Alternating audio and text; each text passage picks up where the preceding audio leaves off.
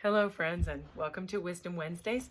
Today we're reading again in Proverbs, and we are currently in I always think I'm going to remember this, and I still have to go back.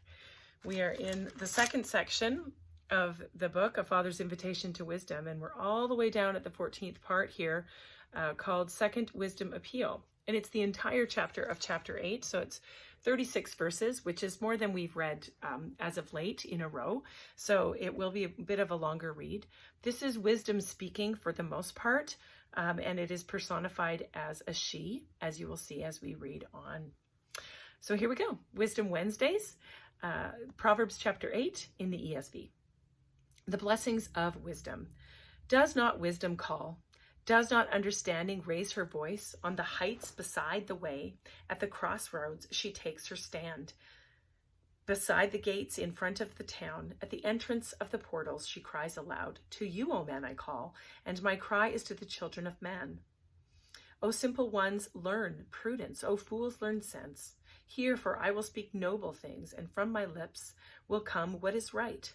For my mouth will utter truth. Wickedness is an abomination in my lips, or to my lips. All the words of my mouth are righteous. There is nothing twisted or crooked in them.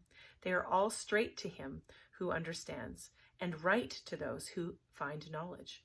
Take my instruction instead of silver, and knowledge rather than choice gold. For wisdom is better than jewels, and all that you may desire cannot compare with her.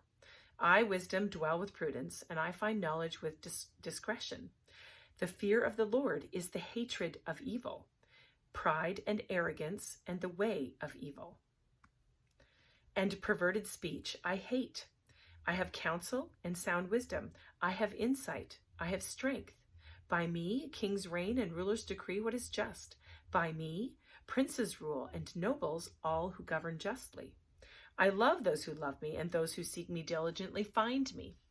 Riches and honor are with me, enduring wealth and righteousness.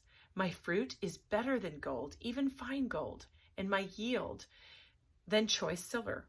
I walk in the way of righteousness, in the paths of justice, granting an inheritance to those who love me, and filling their treasuries.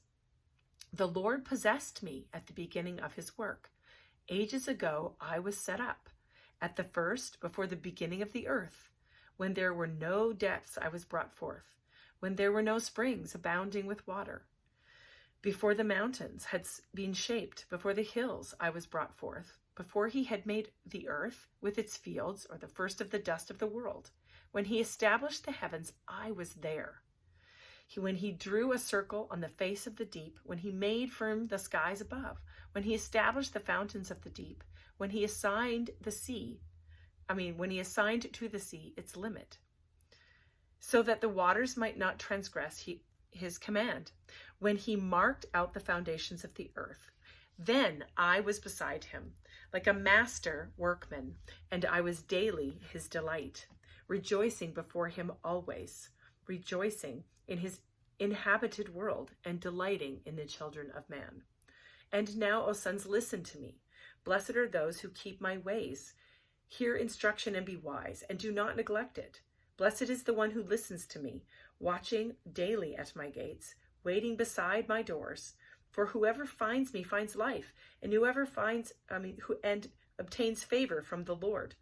But he who fails to find me injures himself.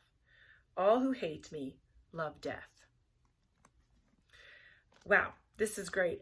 There's a lot in here. So the first thing I wanted to point out is that it's talking about that seeking after wisdom is better than seeking after wealth. It refers to silver and choice gold and jewels, and it does that twice in the text, starting out telling you that, and then also saying that the riches, the fruit of wisdom are greater than that. Then it also talks about the fear of the Lord is hatred of evil, pride and arrogance, and the way of the evil and perverted speech I hate. So the fear of the Lord hates what is evil, and then pride and arrogance and the way of evil are perverted speech, and wisdom hates that. So the fear of the Lord and wisdom kind of go hand in hand, like they work together. The other thing that's so kind of cool about this too is because it's personifying wisdom. It says here, the Lord possessed me at the beginning of his work. The first of his acts of old, ages ago, I was set up. So wisdom comes from God. So whether you believe in God or not, that's where it comes from. And then it goes on to describe that wisdom was already there because it comes from the Lord. It was there during the creation. And it goes through all the things that God did. And it also points out that wisdom rejoices and delights before God. And then rejoices in the inhabited world, delighting in us because we were created. So that's why there's this sense of saying, listen to me. Blessed are you who keep my ways, because wisdom comes from the Lord. So there's this, when it's personified that way, it's coming before you saying, hey, I come before you this and beseech you to this because I also worship the Lord and I come from him. So it's very interesting. So if you're seeking wisdom, it even describes here, right, when it talks about counsel, that wisdom has counsel and sound wisdom and insight and strength, and that kings and rulers and princes and nobles that are just, they're the ones that have wisdom from the Lord, which is true. I mean, we see that in our world even now, right? Very much so, I would say. So wisdom hates evil and God hates evil because wisdom comes from God, and God is holy and righteous, and so cannot have anything evil. Anyway, really awesome to read this and to see just the tiny bit of warning at the end, and blessing. It says, whoever finds me finds life and obtains favor from the Lord. Because if you find true wisdom and you find truth, you are finding the Lord. You are finding Yahweh. You are finding the Creator God. You are finding the Father. And then it says, but he who fails to find me injures himself.